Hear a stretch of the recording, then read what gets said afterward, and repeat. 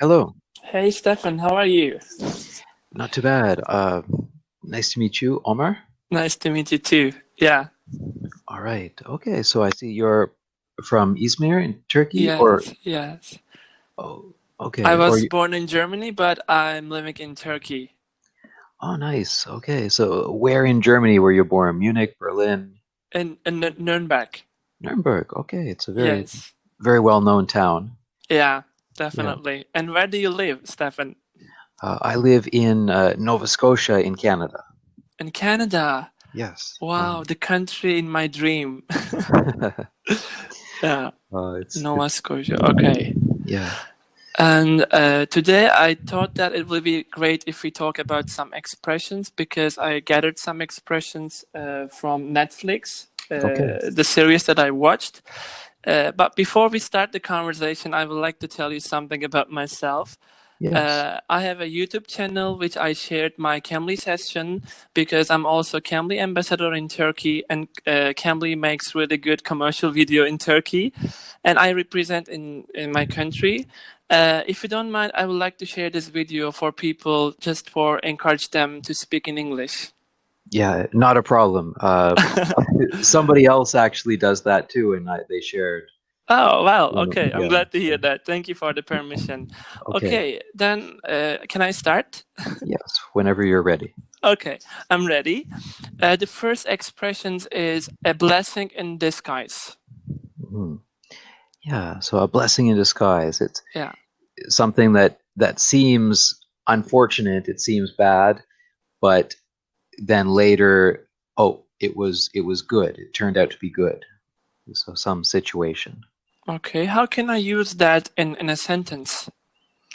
For example, you could say Shirley was upset when she missed the bus, but work was her work was canceled or school was canceled, so it turned out to be a blessing in disguise.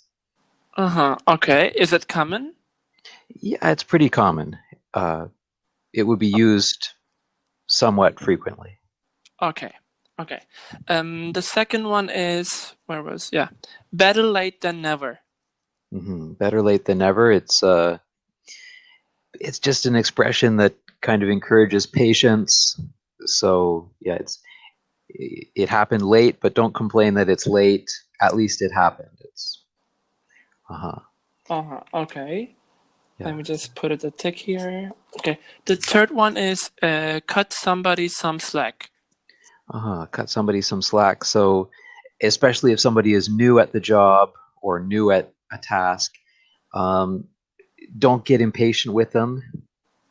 Cut them some slack. They're inexperienced. Like staying positive.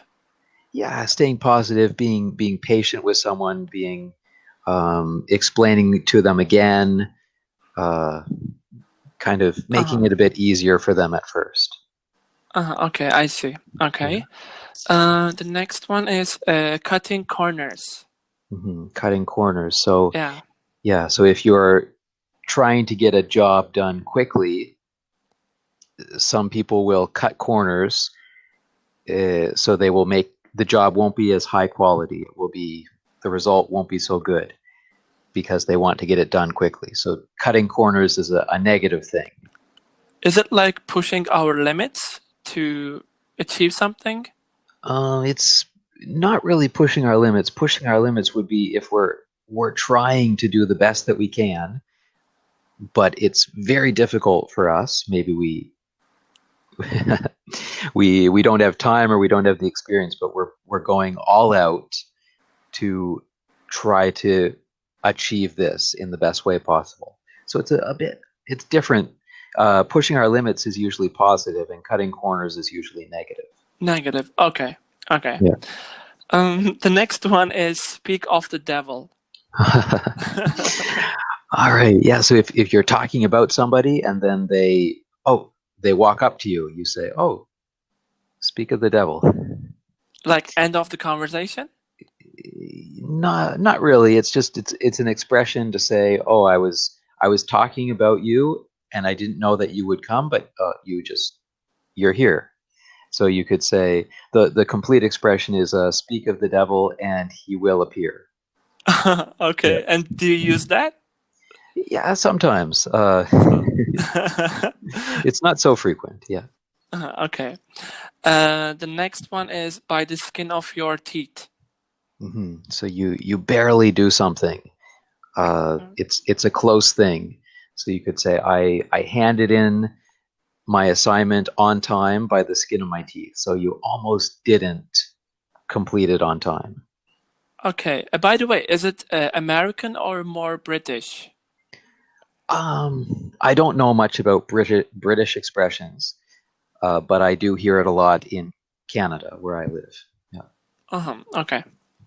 The next one is don't cry over spilled milk. So it's something happened. It's unfortunate. It's a bad situation, but there's no way to fix it. You can't go back. You can't change the you situation. Can't change it. So you might as well just keep going. Okay. Yeah. Because I heard that expressions in the film very much. Yes. In Netflix. It's very beneficial. The next one is do something at the drop of a hat. Yeah.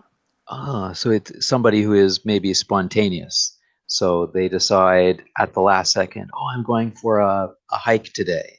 So it's like they'll go for a hike at the drop of a hat.